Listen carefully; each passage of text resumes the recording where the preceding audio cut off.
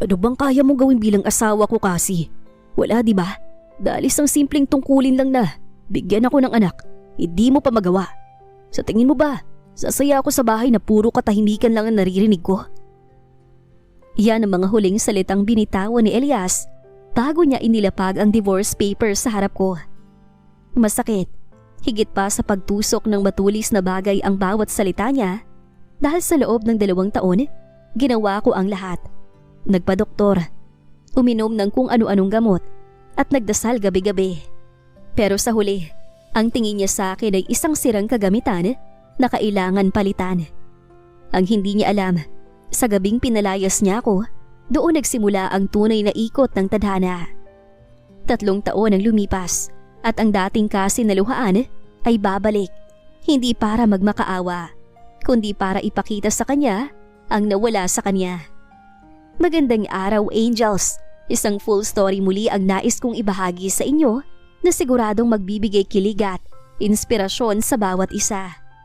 Pero bago tayo magpatuloy, kung bago ka pa lamang sa ating channel, ay pakilike po ng ating video, paklik din ang subscribe button, gayon din ang bell icon para lagi kayong updated sa mga parating ko pang uploads. Bata ay puno ng puot. Sa harap nito, sa ibabaw ng lamesang gawa sa mamahaling nara, ay may nakapatong na mga dokumento. Ano to, Elias? Tanong ni Cassie, bagaman alam na ng kanyang puso ang sagot. Divorce papers, Cassie. Tapusin na natin ang kalukuhang to. Malamig na sagot ni Elias, hindi malang ito tumingin sa kanya. Sawang-sawa na ako. 2 taon, Cassie. 2 taon ako naghintay na magkaroon tagapagmana. Pero ano, baog ka. Wala kang halaga bilang asawa ko. Parang gumuho ang langit sa ibabaw ni Cassie. Elias, nagpatingin na tayo sa doktor. Sabi nila, stress lang to. Pwede pa tayong sumubok. May mga modernong paraan na. Para saan pa? Para gumastos ng milyon sa isang tsansang. Baka hindi rin mangyari. Putol ni Elias, sabay lapag ng baso ng malakas. Ayoko na. Gusto ko ng pamilya kasi. At malinaw na, hindi mo yan maibibigay sa akin. Pinirmahan ko na yan. Pirma mo na lang ang kulang. Ganun na lang ba yun? Dahil lang hindi ako makabuo, itatapon mo ng 2 taon natin? Humahagulhol na si Cassie. Lumapit siya at hinawakan ang braso ng asawa. Ngunit marahas itong tinabig ni Elias. Huwag mo kong hawakan. Nakakasukang makita kang umiiyak. Aalis ako ngayon. Pero bukas na bukas, gusto ko wala ka na sa pamamahay na to. Iwan mong susi. Iwan mong singsing. Maghanap ka ng lalaking kayang tiisin ng isang katulad mo. Tumalikod si Elias at naglakad palabas. Ang tunog ng pagsara ng pinto ay tila huling hantungan ng lahat ng pangarap ni Cassie. Napaupo siya sa sahig, yakap ang sariling mga tuhod. Sa gitna ng dilim at lamig, pakiramdam niya ay wala na siyang halaga. Puno ng bigat ang bawat hakbang ni Cassie paakyat sa kanilang master's bedroom. Ang kwartong dati ay puno ng mga pangarap. Ang sulok kung saan binalak nilang maglagay ng duyan para sa magiging anak nila ay tila naging isang malamig na kabaong ng kanilang pagsasama.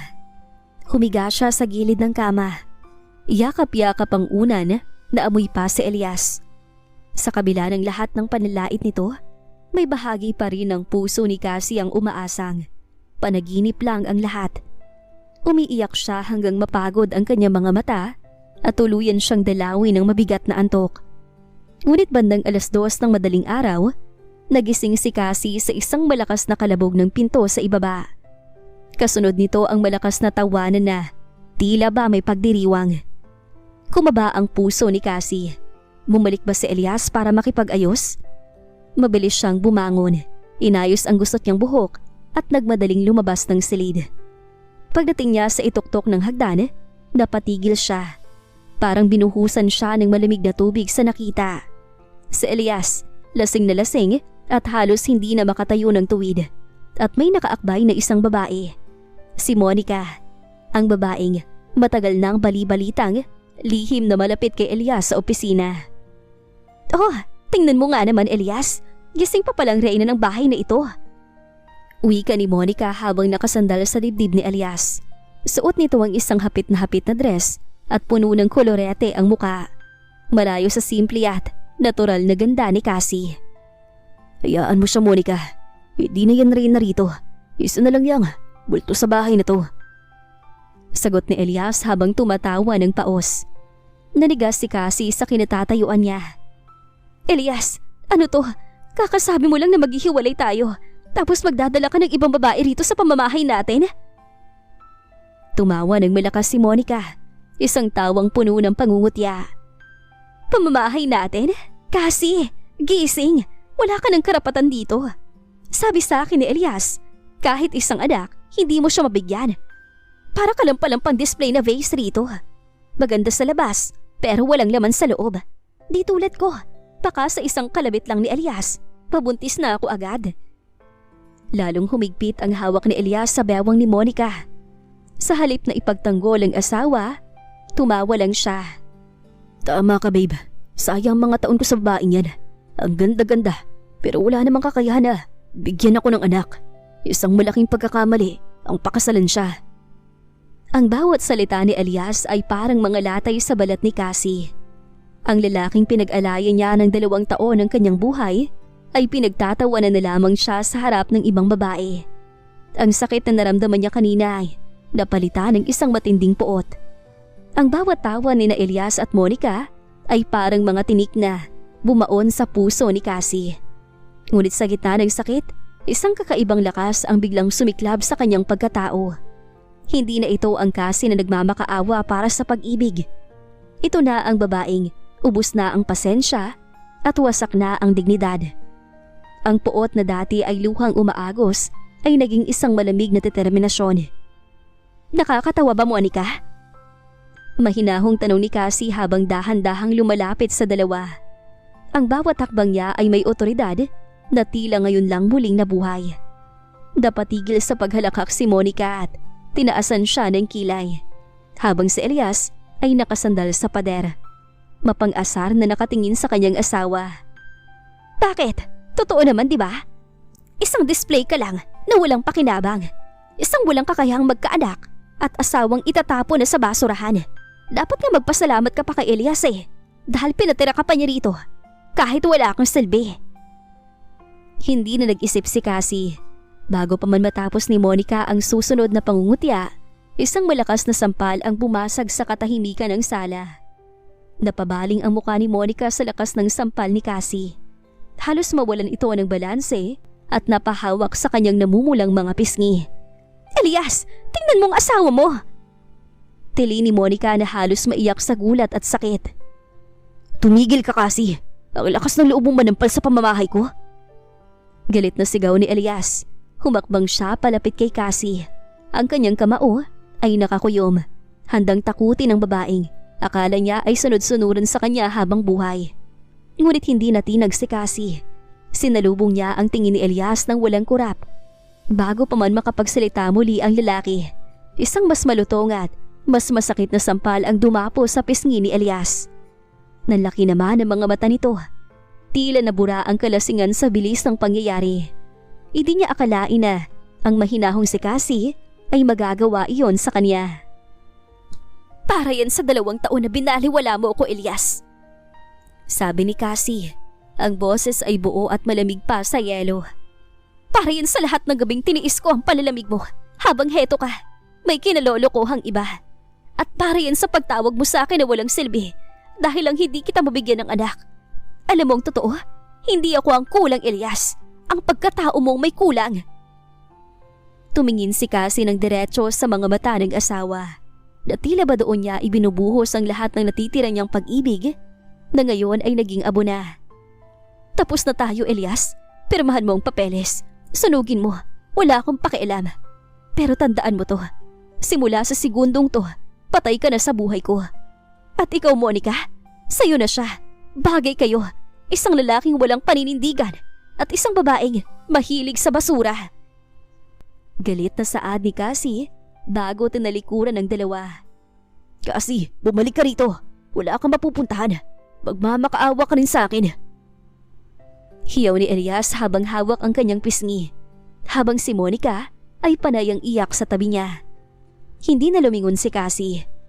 Bitbit ang kanyang maliit na bag na naglalaman ng ilang mamahalagang gamit. Dire-diretso siyang lumabas ng mansyong. Naging kulungan niya ng ilang taon. Paghakbang niya sa labas, wala siyang naramdamang takot.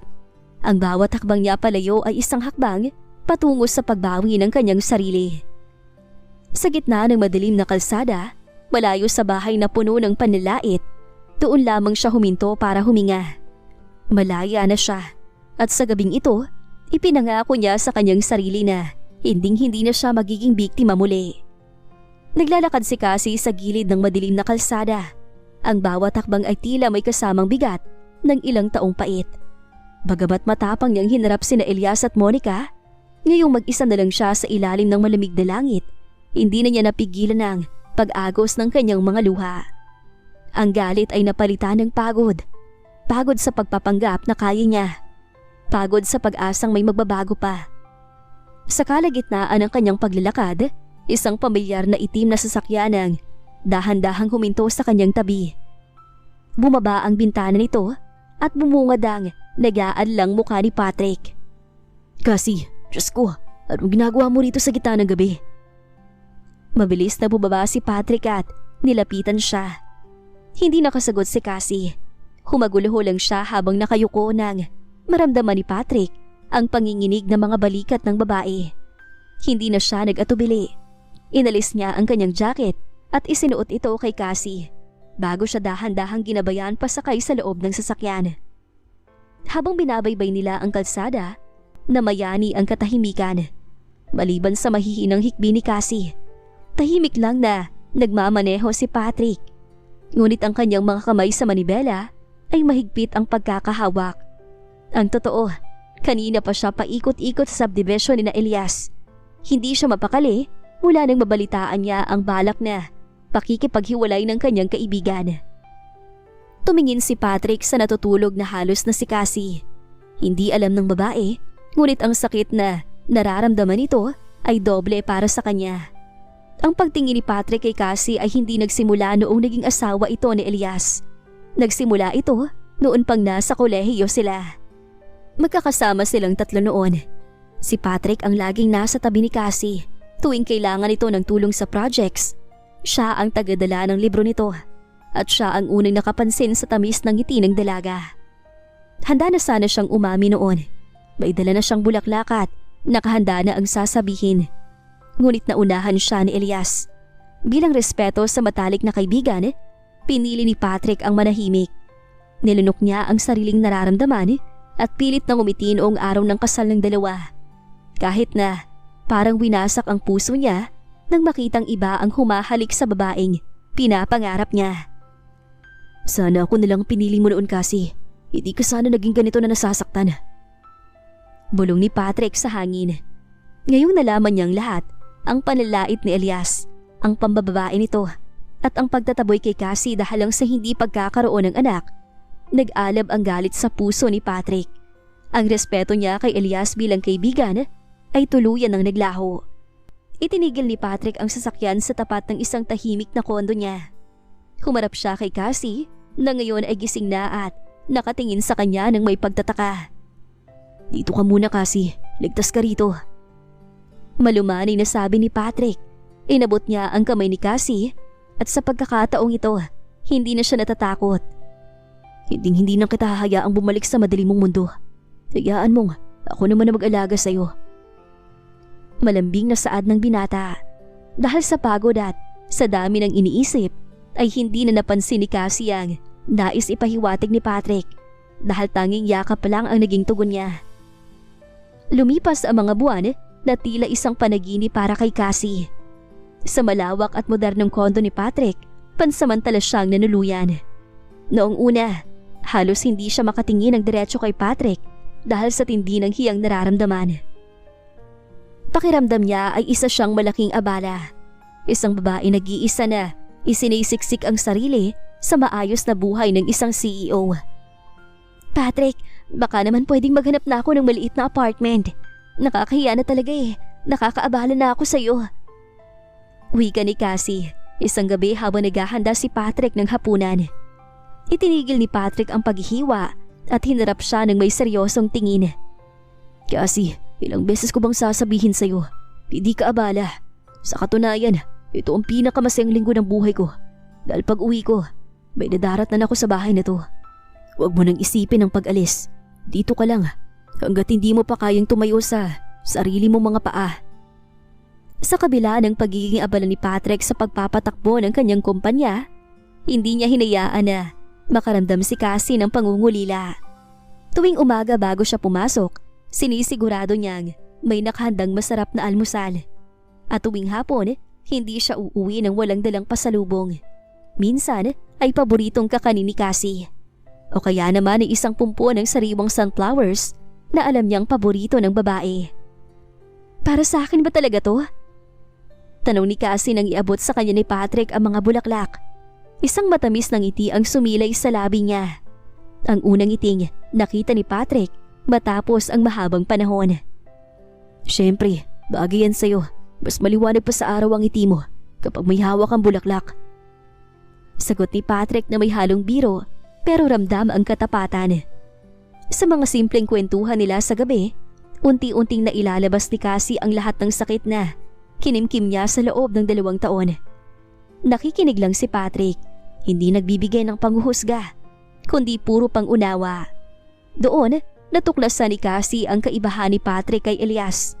Si Elias ay laging nakatuon sa kung ano ang kulang sa kanya, habang si Patrick ay laging nakatingin sa kung ano ang halaga niya bilang tao. Isang gabi, habang magkatabi silang nakaupo sa balkonahe at pinagmamasdan ng mga ilaw ng syudad, hindi napigilan ni Cassie na magtanong. Bakit mo ginagawa ang lahat ng to, Patrick? Kaibigan mo si Elias, diba? Hindi ka ba natatakot na magalit siya sa'yo? Humarap si Patrick sa kanya. Ang distansya sa pagitan ng kanilang mga muka ay dahan-dahang lumiit. Kasi matagal na kaming hindi magkaibigan ni Elias. Sa puso ko, mula nang makita ko kung paano kanya saktan. At sa tanong mo kung bakit ko to ginagawa ko to dahil ilang taon kong itong pinigilan. Ilang taon ako naghintay ng pagkakataon na maprotektahan ka. Ngayong malaya ka na, hindi ko nasasayangin ang bawat segundo. Sa init ng titig ni Patrick at sa bango ng mga bulaklak sa paligid, naramdaman ni Cassie ang muling pagtibok ng kanyang puso. Isang tibok na hindi dahil sa takot, kundi dahil sa pag-asa. Ang gabi ay tila bumabagal habang ang liwanag ng buwan ay sumisilip sa malaking bintana ng kondo ni Patrick. Tahimik ang buong paligid. Maliban sa mahinang tugtog ng instrumental music na nanggagaling sa speaker sa sala. Nakaupo si Cassie sa sopa. Yakap ang kanyang mga tuhod habang pinagmamasdan ang baso ng wine na nasa harap niya. Lumabas si Patrick mula sa kusina. Bitbit ang isang plato ng paboritong keso ni Cassie. Nang makita niya ang malalim na iniisip ng dalaga, dahan-dahan siyang tumabi rito. Ang bango ng kanyang perfume, isang halo ng sandalwood at lamig ng gabi, ay agad na humalimuyak sa paligid ni Cassie. Malalim yatang iniisip mo, Cassie. Malumanay na sabi ni Patrick. Gusto mo bang pag-usapan?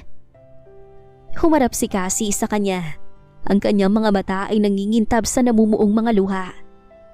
Patrick, iniisip ko lang, paano kung hindi ako sapat? Ilang taon kong narinig kay Elias na wala akong halaga dahil hindi ako makabuo ng pamilya. Ngayon nandito ako sa harap mo. Natatakot ako. Natatakot ako na baka balang araw papagod ka rin sa akin kapag na-realize mong totoo ang mga sinabi niya. Agad na binitawan ni Patrick ang hawak niya at hinawakan na magkabilang balikat ni Cassie. Ang init ng kanyang mga palad ay tila nagbigay ng kuryente sa buong katawan ng dalaga. Tumingin ka sa akin, Cassie. Seryosong utos ni Patrick. Napatingala si Cassie at doon niya nakita ang lalim ng emosyon sa mga mata ng lalaki. Hindi ka isang breeding machine, Cassie. Tao ka, may puso ka, may talino, at may busilak na puso. Ang pagmamahal ko sa iyo ay hindi nakadepende sa kung anong kaya o hindi mo kayang ibigay. Mahal kita dahil ikaw si Cassie, ang babaeng matagal ko nang pinapangarap mula pa noong kolehiyo tayo. Patrick? Bulong ni Cassie. Ang kanyang boses ay nanginginig sa gulat at galit sa sarili dahil ngayon lang niya napagtanto ang lahat. Oo, Cassie, 10 taon. 10 taon ako naging tahimik na tagahanga mo. Pinanood kita habang pinipili mo siya. Pinanood kita habang nagpapakasal ka. At pinanood kita habang dinudurog niya ang puso mo. Bawat luhang pumatak sa'yo noon, parang matulis na bagay na tumusok sa akin dahil wala akong magawa. Pag-amin ni Patrick, ang boses ay puno ng pait at pagsisisi. Pero ngayon, hindi na ako papayag na saktan ka pa ng kahit sino. Kahit sarili mo pa. Dahan-dahang itinaas ni Patrick ang kanyang kamay at hinaplos ang pisngi ni Cassie. Ang bawat haplos ay puno ng pag-iingat. Tila ba hawak niya ang pinakamahalagang kristal sa mundo. Sa pagkakataong yun, ang lahat ng sakit na naranasan ni Cassie kay Elias ay tila naglaho. Ang puot ay napalitan ng isang matinding tamis na maramdaman ang tunay na pagmamahal. Hindi na naghintay si Cassie. Siya na ang unang lumapit. Ang kanyang mga labi ay dahan-dahang dumapo sa mga labi ni Patrick. Noong una ay banayad at puno ng pag-aalinlangan. Ngunit nang tumugon si Patrick ng mahigit na pagmamahal, ang lahat ng pader na itinayo ni Cassie sa kanyang puso ay tuluyan ng gumuho. Hindi niya inaasahan na makakaramdam ulit siya ng pagmamahal sa taong ilang buwan niya lang nakasama. Sa gitna ng gabing yun, sa ilalim ng mga bituing saksi sa kanilang pag-iibigan, isinuko ni Cassie ang kanyang buong pagkatao kay Patrick. Hindi ito gaya ng kanila ni Elias na tila ba isang obligasyon o trabaho. Kay Patrick, naramdaman niya ang init, ang respeto at ang tunay na koneksyon ng dalawang kaluluwang matagal nang naghahanap sa isa't isa. Ang bawat halik ni Patrick ay tila nagpapagaling sa bawat sugat na iniwan ng nakaraan. Sa mga bisig ni Patrick, nahanap ni Cassie ang tahanang hindi niya kailanman naramdaman sa loob ng 2 taon sa mansyon ni Elias. Mahal kita, Cassie. Pangako, hindi kita iiwan. Bulong ni Patrick sa kanyang tenga habang magkayakap sila sa gitna ng katahimikan. Mahal din kita, Patrick. Buong puso na saad ni Cassie. Ilang linggo pa ang mabilis na lumipas mula ng gabing yun ng pag-amin. Mas naging malalim ang ugnayan ni Cassie at Patrick. Tila ba isang bagong mundo ang binuksan para sa kanila. Ngunit sa likod ng saya, may kakaibang nararamdaman si Cassie. Madalas siyang nakakaramdam ng pagkahilo sa umaga. At ang amoy ng kape na dati niyang paborito ay biglang naging kasuka-suka sa kanyang pang-amoy. Isang umaga, habang nasa banyo, nanginginig ang mga kamay ni Cassie habang hawak ang isang pregnancy test kit. Ito ang unang pagkakataon na gagamit siya nito mula nang iwan niya ang mansyon ni Elias. Punong-puno ang puso niya ng kaba at pag-aalinlangan. Nang lumitaw ang resulta, halos mabitawan niya ang kit. 2 pulang guhit. Positibo, buntis siya. Hindi maaari. Bulong niya sa sarili, hindi siya makapaniwala. Nanlabo ang kanyang paningin dahil sa namumuong mga luha. Bakit ngayon? Paano? Isang malaking katanungan ang bumagabag sa kanya. Sa loob ng ilang taon, ginawa nila ni Elias ang lahat. Uminom siya ng mga bitamina, sumunod sa bawat payo ng doktor, at nanalangin ng taimtim. Pero ni minsan ay hindi siya naglihi. Pero kay Patrick, sa isang pagkakataon lang, heto na ang resultang matagal na niyang ipinagdarasal. Eksaktong bumukas ang pinto ng banyo at pumasok si Patrick. Halatang nag-aalala dahil matagal na siyang nasa loob. Cassie, ayos ka lang ba? Narinig kitang tila. Hindi natapos ni Patrick ang sasabihin nang makita niya ang hawak ni Cassie. Dahan-dahang kinuha ni Patrick ang kit mula sa nanginginig na kamay ng dalaga. Nang makita ang resulta, nalaki ang mga mata ng CEO. Katahimikan ang bumalot sa kanila ng ilang sandali. Patrick, pasensya na. Hindi ko alam. Nagtataka ako. Garalgal na sabi ni Cassie. 2 taon kaming sumubok ni Elias, pero wala. Hindi ako mabuntis-buntis. Bakit ngayon? Bakit sa'yo? Agad-agad? Binitiwan ni Patrick ang kit at agad na niyakap si Cassie ng napakahigpit. Doon, narinig ni Cassie ang mahinang paghikbi ni Patrick. Isang hikbi na puno ng kagalakan. Huwag kang magtaka, Cassie. Bulong ni Patrick habang hinahalika ng tuktok ng ulo nito. Siguro, sadyang hinihintay lang ng langit na mapunta ka sa tamang lalaki. Lalaking tunay na magmamahal sa'yo at hindi ka ituturing na obligasyon. Biyaya to, Cassie. Isang himala. Pero Patrick, hindi ka ba natatakot? Baka isipin ng mga tao na… Wala akong pakialam sa iisipin ng iba. Pagputol ni Patrick, lumuhod siya sa harap ni Cassie at marahang hinaplos ang tiyan nito. Simula sa araw na to, ang batang to ay ituturing kong pinakamahalagang kayamanan sa mundo. Hindi kita iiwan, Cassie. Bubuo tayo ng pamilyang ipinagkait sa iyo ng nakaraan. Sa sandaling yon, naramdaman ni Cassie ang isang uri ng kapayapaan na kailanman ay hindi niya naramdaman kay Elias. Ang pagtataka ay napalitan ng pasasalamat. Ngayon ay napatunayan na niya. Hindi siya ang may problema. Kailangan lang pala niya ng isang lalaking may tapat na puso para magbunga ang kanyang pangarap. Ang balita ng pagbubuntis ni Cassie ay nagdala ng bagong liwanag sa kanilang buhay. Ngunit kasabay nito ang takot na mahanap sila ni Elias at gumawa ng gulo. Dahil sa impluwensya at kayamanan ni Patrick, hindi naging mahirap ang proseso. Sa tulong ng pinakamahuhusay na abogado, napawalang bisa ang kasal ni Cassie at Elias sa maikling panahon lang. Ang walang halaga na asawa ay malaya na at ang bago niyang buhay ay nagsisimula pa lamang. Sa tingin ko, mas mabuting lumipat muna tayo sa ibang bansa habang hinihintay natin ang paglabas ng anak natin. Mungkahi ni Patrick isang gabi habang hinahaplos ang nagbabagong hubog ng tiyan ni Cassie. Gusto kong maging payapa ang pagbuntis mo, malayo sa anumang stress at sa anino ni Elias. Dito natin sisimulan ang pamilya natin, sa lugar kung saan walang huhusga sa atin.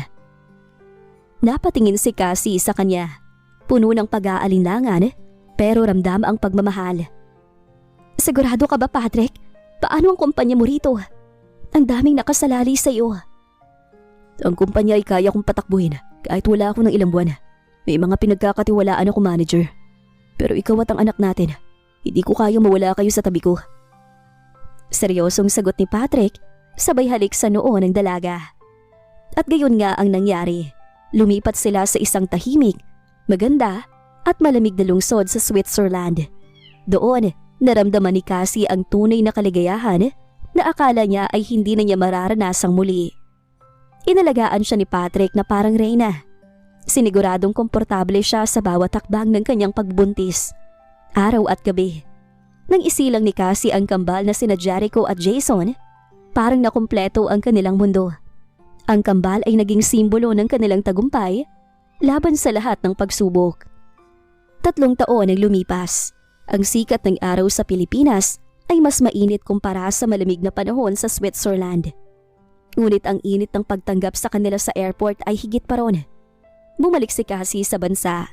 Hindi na bilang ang luhaan at mahinang babaeng iniwan ni Elias, kundi bilang isang matagumpay na interior designer, negosyante at masayang ina. Kasama niya si Patrick na ngayon ay mas gwapo at mas fit pa kaysa dati. Hawak ang kamay ng kambal.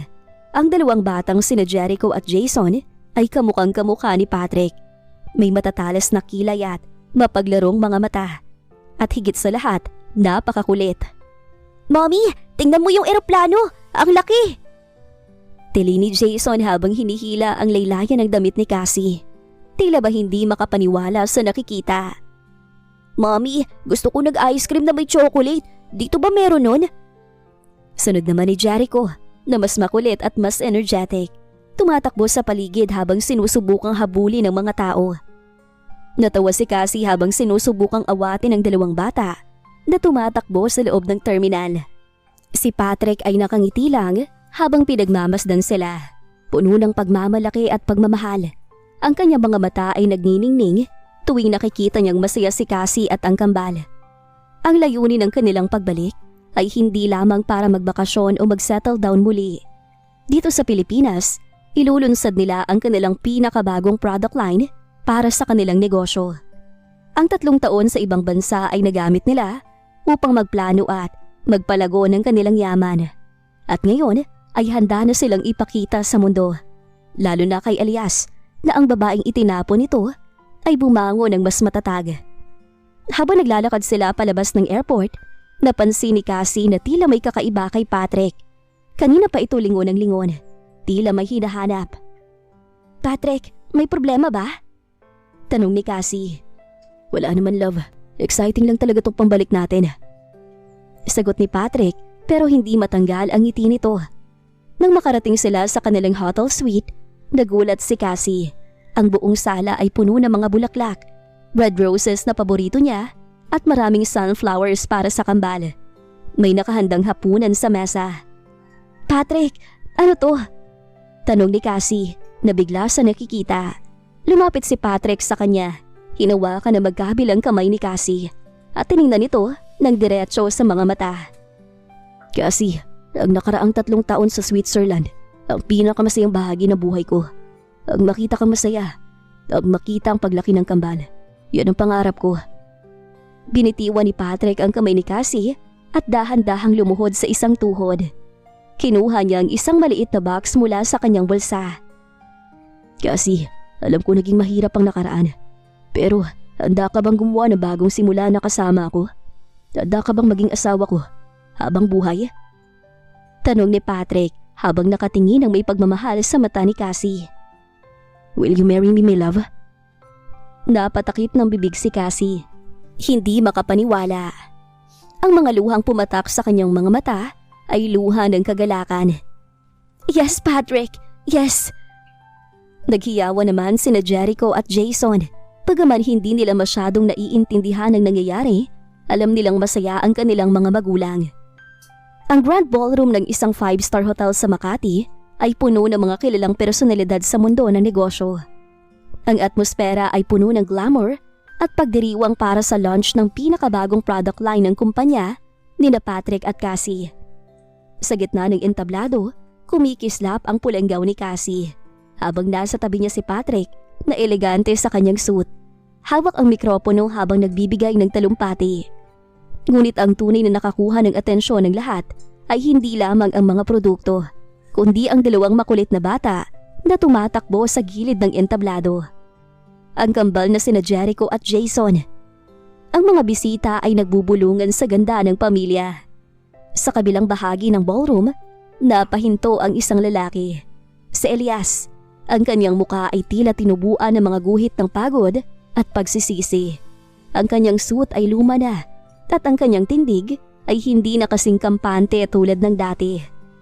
Sa tabi niya ay si Monica na mukhang hindi rin masaya.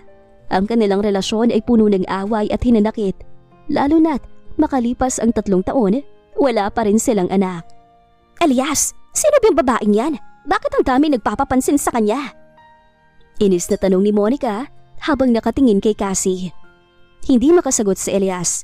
Nadigas siya nang makilala ang babaeng nasa entablado. Yun si Cassie, ang dating asawang tinawag niyang walang silbi at itinapo na parang basura. Pero hindi lang yon ang nagpatigil sa mundo ni Elias. Ang 2 bata, ang kambal, ang mukha ng 2 bata ay malinaw na refleksyon ng nakaraan at ng kasalukuyan ni Cassie. Nagmatapos ang talumpati, bumaba si Cassie at Patrick mula sa entablado. Hawak ang mga bata. Nagsimulang maglakad ang pamilya patungo sa VIP area at sa kanilang pagdaan, diretsong nagtagpo ang mga mata ni na Cassie at Elias. Natigilan si Cassie. Pero hindi gaya ng dati, hindi siya natakot o nasaktan. Tinitigan niya si Elias ng may malambing na aura. Ang pagtingin niya ay puno ng awa. Awa sa lalaking sumira sa sarili niyang buhay dahil sa maling desisyon. "Elias?" Mahinang tawag ni Monica. Napansin ang pagbabago ng muka ng kanyang kasintahan. "Cassie." Halos pabulong na sabi ni Elias. Mga anak mo?" Ngumiti si Cassie, isang ngiting hindi para sa kanya, kundi para sa sariling tagumpay. "Oo, Elias, mga anak namin ni Patrick. Ang mga himala na sinabi mong hindi kailanman mangyayari sa akin." Tumalikod si Cassie at nagpatuloy sa paglalakad, kasabay ang pagyakap ni Patrick sa kanyang bewang bilang suporta. Iniwan nila si Elias na tulala sa gitna ng ballroom, habang si Monica ay panay ang tanong sa tabi niya. Hindi alam na ang kanyang mundo ay tuluyan ng gumuho sa pagsasama ng dalawa. Ang paghihiganti ni Cassie ay hindi sa pamamagitan ng galit, kundi sa pamamagitan ng pagpapakita ng isang buhay na mas masaya kesa sa inakala ni Elias. Ang gabi ng lunch party ay naging isang masamang panaginip para kay Elias. Sa bawat sandali, ang imahe ni Cassie sa entablado, masaya at matagumpay, ay pilit na bumabalik sa kanyang isipan. Ang pagtatagpo ng kanilang mga mata sa ballroom ay tila isang hatol sa kanyang mga maling desisyon. Hindi niya maalis sa isip ang dalawang batang kamukha ni Patrick. Ang kambal na nagpatunay na mali ang lahat ng kanyang akala. Samantala sa VIP area, abala si Cassie sa pakikipag-usap sa mga investor. Si Patrick naman ay nakikipagkwentuhan sa ilang kaibigan habang binabantayan ng makukulit na kambal na naglalaro sa isang sulok. Nakita ni Cassie na kailangan niyang pumunta sa powder room para ayusin ang kanyang makeup. Naglakad siya patungo sa hallway, malayo sa ingay ng party. Hindi niya namalayan na may sumusunod sa kanya. Cassie, sandali. Natigilan si Cassie. Ang boses na yon, ang boses na dati niyang iniiyakan gabi-gabi. Humarap siya at nakita si Elias. Nakatayo sa madilim na bahagi ng hallway. Mukha itong desperado. Ang kanyang mga mata ay puno ng pait at pagsisisi. Anong kailangan mo, Elias? Malamig na tanong ni Cassie. Walang bakas ng takot o pagmamahal sa kanyang boses. Lumapit si Elias. Desperadong hawakan ang braso ni Cassie. Ngunit mabilis itong umiwas. Cassie, patawarin mo ko. Huli ko nang narealize ang pagkakamali ko. Ang 3 taon na wala ka. Madilim ang buhay ko kasama si Monica. Wala kaming anak. Walang kasiyahan. Ikaw lang ang tunay nagmahal sa akin. Natawa ng mapait si Cassie. Tunay na nagmahal? Elias, itinapon mo ko dahil sa isang bagay na wala sa kontrol ko. Tinawag mo ko walang silbi sa harap ng babaeng yan. Ngayon, gusto mo akong bumalik dahil miserable ang buhay mo? Hindi lang dahil miserable ako. Gusto kong bumalik tayo sa dati.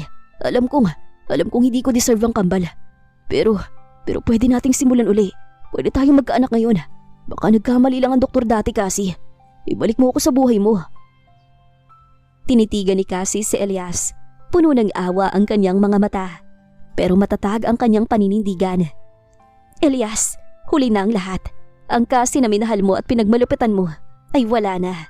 Ang babaeng nasa harap mo ngayon ay may pamilyang tunay na nagpapahalaga sa kanya. Si Patrick? Bulong ni Elias. Ang kanyang muka ay puno ng galit at selos. Siyang dahilan kung bakit ka umalis, di ba? Siyang ama ng kambal? Oo, si Patrick ang ama nila. At higit sa lahat, siyang lalaking hindi ako kailanman itinuring na basura. Siya ang lalaking pinili ko. At ang lalaking pipiliin ko araw-araw. Kasi parang awa mo na. Lumuhod si Elias sa harap niya. Hawak ang laylayan ng kanyang gown. Tumayo ka, Elias. Huwag mong ibaba ang dignidad mo nang higit pa sa ginawa mo na sa akin. Ang relasyon natin ay abo na. Walang matitira kundi ang mga aral na nakaraan. Ipagpatuloy mo ng buhay mo kay Monica. Yan ang pinili mo. Nang mabitawan ni Elias ang laylayan ng gown, narinig nila ang yapak ng mga sapatos. Si Patrick ay papalapit. Ang kanyang muka ay seryoso at may bakas ng babala. May problema ba rito, Cassie? Wala, Patrick. Paalis na si Elias. Sagot ni Cassie sabay hawak sa braso ni Patrick. Tumayo si Elias. Ang kanyang muka ay puno ng kahihiyan at galit. Tiningnan niya si Patrick nang may matinding selos. Ngunit alam niyang wala na siyang laban. Si Patrick ang mayroon ng lahat ng bagay na binaliwala niya. Tandaan mo to, Cassie. Ang mga batang yan, alam kong hindi sila sa akin. Pero alam ko rin, hindi ka rin magiging masaya sa kanya. Mali ka, Elias. Siya ang pinakamasayang babae sa mundo. At sisiguraduhin kong mananatili siyang ganoon habang buhay. Ang katahimikan sa hallway ay nabasag nang marinig ang mga nagmamadaling yabag. Si Monica na kanina papalakad-lakad sa ballroom dahil sa selos at hinala ay nakita ang pagtatapos ng pag-uusap ni Elias at Cassie. Ang kanyang muka ay puno ng matinding galit. Ang kanyang mga mata ay nagniningning sa selos. Elias! Ano to? Nakita ko kayo! Niloloko mo ba ako? Nakikipagkita ka pa rin sa babaeng yan? Natigilan ng ilang mga bisita sa ballroom. Ang iba ay nagsimulang magbulungan at mag-video gamit ang kanilang mga telepono. Si Cassie ay nanatiling kalmado. Tinitigan si Monica ng may malamig na dignidad. Monica, tumahimik ka! Nakakahiya! Bulong ni Elias. Desperadong hilahin ang braso ng kasintahan, ngunit marahas itong umiwas. Nakakahiya? Mas nakakahiya na ang lalaking pinakasalan ko ay nakikipagkita pa rin sa ex-wife niya. Hiyaw ni Monica, sabay turo kay Cassie. At ikaw, alam mo kung sino ka na dahil mayaman ang lalaking hawak mo? Alam ng lahat na wala kang silbi. Sa puntong yun, si Patrick ay humakbang pasulong. Ang kanyang muka ay puno ng galit. Ang kanyang pamilya, ang mga magulang at kapatid na nagmamahal kay Cassie bilang tunay na miyembro ng kanilang pamilya, ay mabilis na nagpalibot sa kanila, handang ipagtanggol si Cassie. Monica, tumigil ka na. Mahinahon ngunit may otoridad na sabi ni Patrick. Ang kanyang boses ay tila kulog sa loob ng ballroom. Umalis ka na bago pa namin tawagin ang seguridad. Hindi ako aalis. Gusto kong malaman ang lahat ng katotohanan.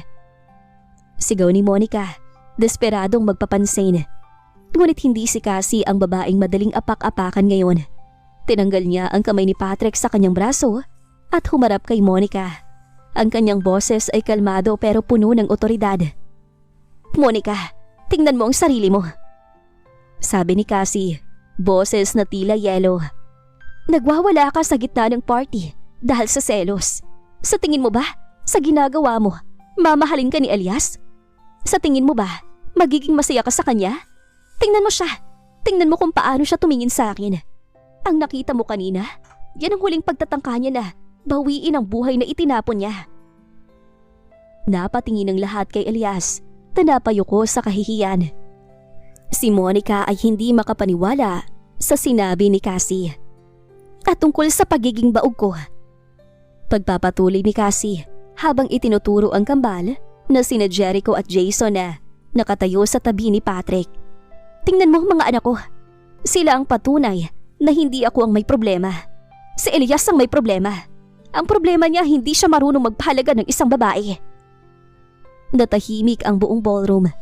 Ang mga bisita ay humanga sa tapang ni Cassie. Si Monica, na napahiya at walang masabi, ay nagsimulang magwala. Hindi maaari, kasinungalingan lahat yan. Sigaw ni Monica, sabay hagis ng kanyang mamahaling bag sa sahig. Elias, sabihin mo sa kanila na hindi totoo yan. Monica, tama na. Sabi ni Elias, boses na puno ng pagod at kahihiyan. Tara na. Hindi ako aalis hanggat hindi mo sinasabing mahal mo ako. Sigaw ni Monica habang sinusubukang saktan si Cassie. Ngunit si Patrick ay mabilis na humarang. Security, ilabas ang babaeng yan. Utos niya. Ang security ay mabilis na lumapit at pinilit ilabas si Monica na patuloy na nagwawala at sumisigaw. Si Elias ay napilitang sumunod. Ang kanyang muka ay puno ng kahihiyan at pagsisisi. Habang naglalakad siya palabas, nakita niya si Cassie na yakap ni Patrick at mga anak nito. Masaya at ligtas. Ang bawat hakbang ni Elias ay kita ng matinding pagsisisi na hindi niya mararanasan ng kasiyahan na meron si Cassie ngayon. Cassie, ayos ka lang ba? Tanong ng ina ni Patrick, sabay yakap sa dalaga. Ayos lang po ako, tita. Masaya po ako. Dahil ang gabi na yun ay hindi lamang lunch party ng kanilang negosyo. Ito ay gabi ng pagbawi ng dignidad ni Cassie at ang katapusan ng lahat ng gulo sa kanyang nakaraan. Ang mga pangyayari sa lunch party ay nagsilbing huling pako sa kabaong ng relasyon ni na Elias at Monica. Ang kanilang kondo ay hindi na nagsilbing tahanan, kundi isang kulungan ng poot, panunumbat at pagsisisi. Wala nang pag-ibig na natitira. Tanging ang mga bakas na lamang ng kahihiyang sinapit nila sa harap ng pinakamalalaking pangalan sa negosyo. Madalas na umuuwi si Elias na lasing. Dala ang amoy ng alak at ang imahe ni Cassie na masaya sa bisig ni Patrick. Ang bawat sandali niya sa opisina ay pahirap dahil hindi na siya nirerespeto ng mga empleyado. Matapos lumabas ang balita tungkol sa kanyang pagtatangka kay Cassie. Ang dating matagumpay ni Elias ay isa na lamang anino ng kanyang nakaraan. Ito bang gusto mo, Monica? Ito bang sinasabi mong mas magandang buhay? Sigaw ni Elias habang hinahagis ang kanyang suit sa sahig. Huwag mo akong sisihin. Ikaw ang nagpadala sa selos mo. Sagot ni Monica habang umiiyak at nagwawala.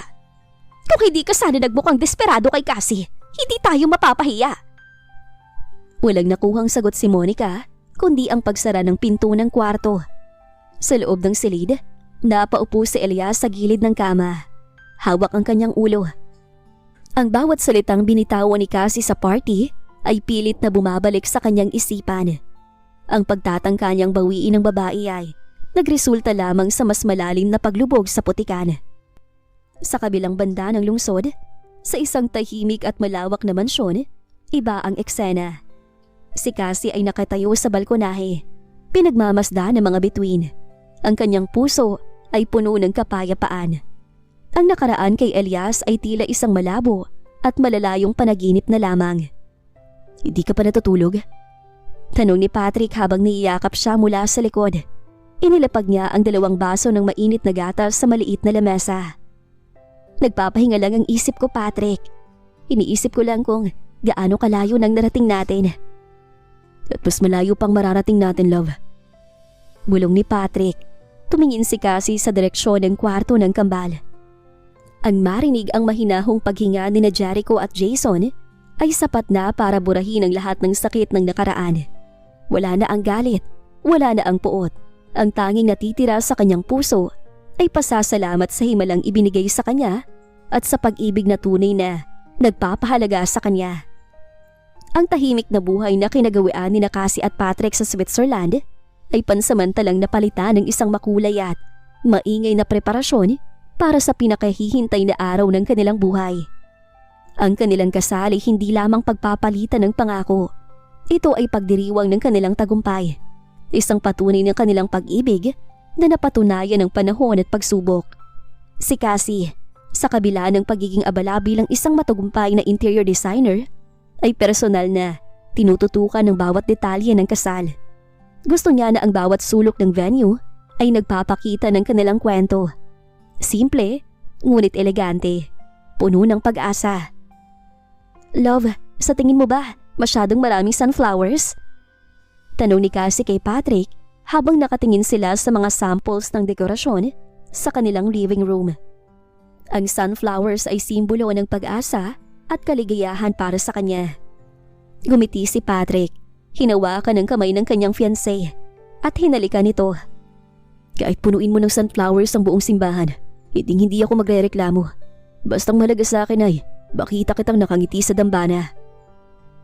Ang kambal na sina Jericho at Jason ay hindi na rin nagpahuli sa pagiging abala. Ang dalawa ay nag-aaway kung sino ang mas gwapong magiging ring bearer. "Akong magdadala ng singsing! Akong mas mabilis tumakbo!" Sigaw ni Jericho habang sinusubukang agawin ang panyo ni Patrick na ginagamit nilang kunwaring singsing. "Hindi pwede! Si Mami nagsabi na akong ring bearer!" Sagot naman ni Jason habang nagtatakbo sa paligid ng sofa. Natawa na lang si Cassie at Patrick habang pinagmamasda ng makulit na kambal. Ang kanilang presensya ang nagbibigay ng buhay at kulay sa kanilang tahanan.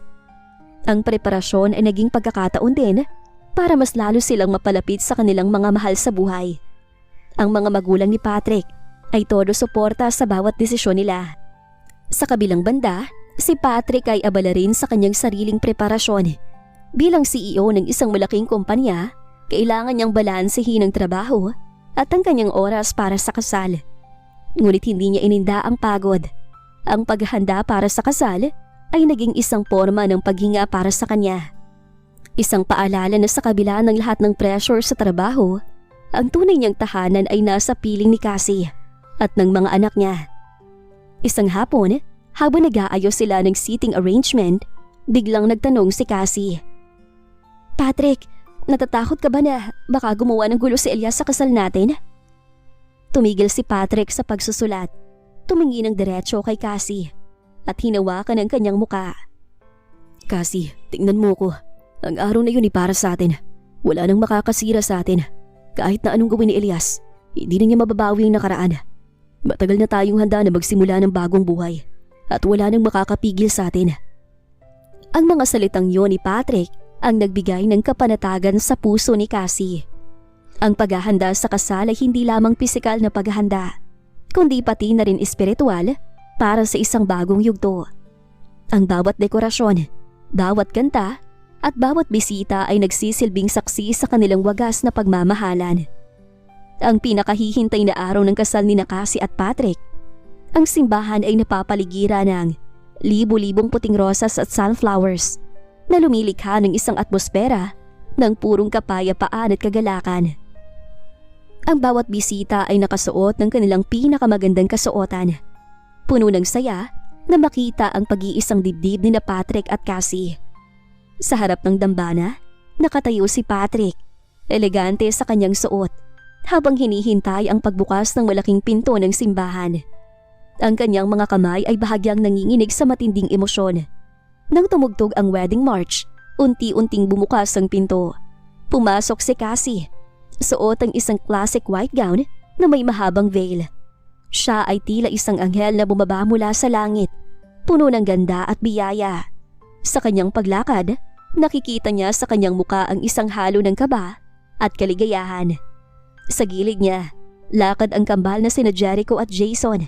Suot ang kanilang mga maliliit na suit, tila mga anghel na nagbabantay. Ang mga bisita ay humanga sa ganda ng pamilya na naglalakad patungo sa dambana. Nang makarating si Cassie sa harap ni Patrick, dahan-dahan itong lumuhod upang itaas ang veil at halika ng noo ng dalaga. Ang ganda mo, love. Bulong ni Patrick, puno ng paghanga. Nagsimula ang seremonya, puno ng mga dasal at pagbabasbas. Nang dumating ang sandali ng pagpapalitan ng pangako, tumingin si Patrick ng diretso sa mga mata ni Cassie. Cassie, sa harap ng Diyos at ng ating mga mahal sa buhay, ipinangangako ko na mamahalin kita ng walang hanggan. Simula ni Patrick, ang boses ay puno ng emosyon. Salamat sa pagpili sa akin. Salamat sa pagbibigay sa akin ng pagkakataon na maging bahagi ng buhay mo at ng kambal. Ipinapangako ko na ituturing kitang reyna. Poprotektahan kita sa anumang problema. At laging sisiguraduhin na ikaw ang pinakamasayang babae sa mundo. Ikaw ang aking pangarap na natupad. Kayo ng mga anak natin. Pumatak ang luha sa mga mata ni Cassie habang nakikinig. Patrick, ang makilala ka ay ang pinakamagandang bagay na nangyari sa buhay ko. Ikaw ang nagligtas sa akin mula sa dilim at nagpakita sa akin ng tunay na kahulugan ng pag-ibig at pagpapahalaga. Ipinapangako ko na magiging matapat na asawa, maalagang ina ako sa ating mga anak at kakampi mo sa lahat ng hamon ng buhay. Mahal na mahal kita, Patrick. Ang kanilang mga pangako ay nagpatunay ng wagas na pag-ibig na nagtagumpay laban sa lahat ng pagsubok. Matapos ang pagpapalitan ng singsing, binasbasa ng pari ang kanilang pagsasama. Ngayon, idinideklara ko kayong mag-asawa. Maaari mo nang halikan ng iyong asawa. Hinalika ni Patrick si Cassie ng puno ng pagmamahal, habang ang mga bisita at ang kambal nila ay pumalakpak at naghihiyawan sa kasiyahan. 5 taon pa ang lumipas, ang mansyon ni Patrick at Cassie ay patuloy na napupuno ng saya at kagalakan na lalong nagpatibay sa kanilang pamilya. Si Patrick ay nananatiling isang mapagmahal na asawa at ama na kahit busy sa pagpapalago ng kanilang negosyo ay laging sinisiguradong may oras siya para sa kanyang pamilya. Ang kambal na sina Jericho at Jason ay lumaki na malulusog, matatalino at higit sa lahat, puno ng pagmamahal. Ang kanilang mansyon ay laging maingay dahil sa kulitan ng dalawa, lalo na kapag naglalaro sila sa malawak na garden kasama ang kanilang mga alagang aso. Isang umaga, habang nag-aalmusal sila sa balkonahe, napansin ni Patrick na hindi ginalaw ni Cassie ang kanyang paboritong kape. Tumingin si Patrick sa kanyang asawa. Nagtataka dahil madalas ding nahihilo si Cassie nitong mga nakaraang araw. Love, ayos ka lang ba? Hindi mo yata nagustuhan ng kape. Tanong ni Patrick, may bahid ng pag-aalala sa boses. Ngumiti si Cassie, isang ngiting puno ng misteryo at kagalakan. Inilapag niya ang kutsara at dahan-dahang hinawakan ng kamay ni Patrick. Patrick, may kailangan akong sabihin sa'yo. Kumaba ang dibdib ni Patrick. Ano yun, love? May masakit ba sa'yo? Hindi. Sa katunayan, may bagong buhay na namumuo sa sinapupunan ko. Bulong ni Cassie, sabay hawak sa kamay ni Patrick patungo sa kanyang bahagyang umbok na tiyan. Nanlaki ang mga mata ni Patrick. Hindi siya makapaniwala.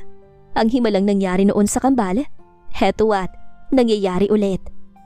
Totoo ba yan, Cassie? Buntis ka ulit? Tumango si Cassie, puno ng luha ng kaligayahan. Sa sandaling yun, biglang sumigaw si Jason. Mommy! Daddy! Tingnan niyo si Jericho! Kinuha yung bola ko! Lumapit ang kambal sa kanilang mga magulang. Nagtataka kung bakit umiiyak ang kanilang ina. Anak, may good news kami. Sabi ni Patrick, buong saya niyang binuhat ang kambal. Magkakaroon na kayo ng kapatid. Talaga, Daddy? Magkakaroon na ako ng kalaro? Sigaw ni Jericho, sabay yakap sa tiyan ni Cassie. Sada babae, para may aalagaan na kami. Hirit naman ni Jason. Napatawa si Cassie at Patrick habang niyakap ang kanilang masayang pamilya. Ang kanilang buhay ay naging isang patunay na ang pag-ibig ay tunay na makapangyarihan. Isang pag-ibig na nagpagaling sa sugat ng nakaraan at nagdala ng walang hanggang kaligayahan. Sa kabilang banda, si Elias ay nagpapatuloy sa kanyang miserable at tahimik na buhay. Tuluyan ng nalimutan at walang kakayahang muling saktan si Cassie. Ang tanging alaala na lamang niya ay ang pagsisisi. Habang si Cassie ay patuloy na nagtatayo ng masaya at matagumpay na hinaharap kasama ang kanyang pamilya. Ang kanilang kwento ay isang patunay na ang bawat pagtatapos ay simula ng isang mas magandang panimula. At dito na po nagtatapos ang ating kwento. Sana ay muli ninyo kong samahan sa mga full story na nais kong ibahagi sa inyo. Maraming salamat po!